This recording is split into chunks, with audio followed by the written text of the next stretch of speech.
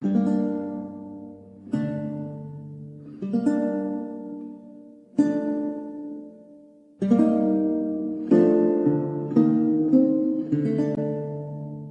Fire and Sword is a new game in the Mount & Blade franchise. It takes place in Eastern Europe, a very dramatic and romantic war between Poland, Russia, Ukraine, the Crimean Khanate, and Sweden. It's the 17th century, and in that time period, gunpowder became part of warfare. So we're going to be experiencing some really interesting scenarios pitting the old technology versus the new technology.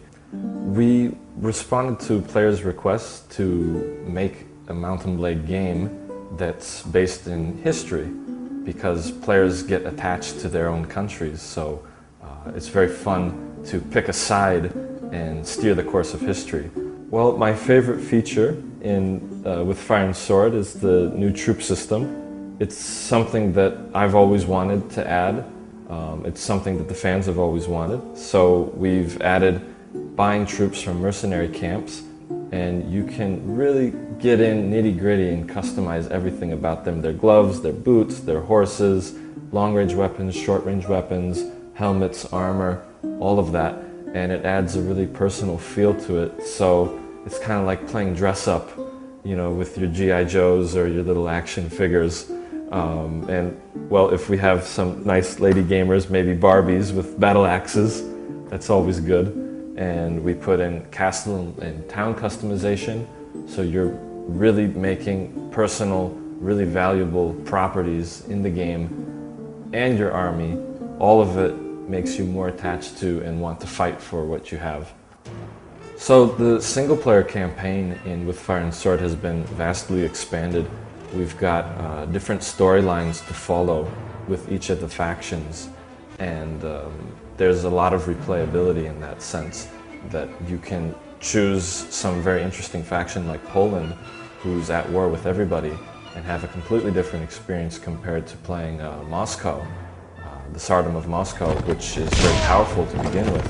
Multiplayer is even better than Warband.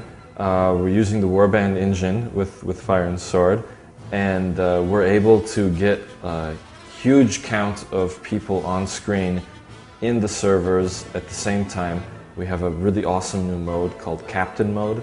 And Captain Mode is where it's team deathmatch, but each player has control over squads of bots.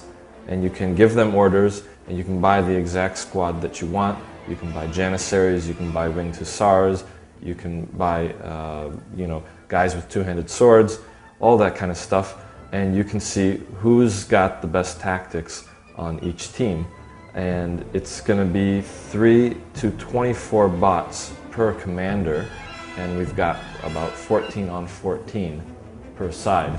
So yeah, it's going to be really cool.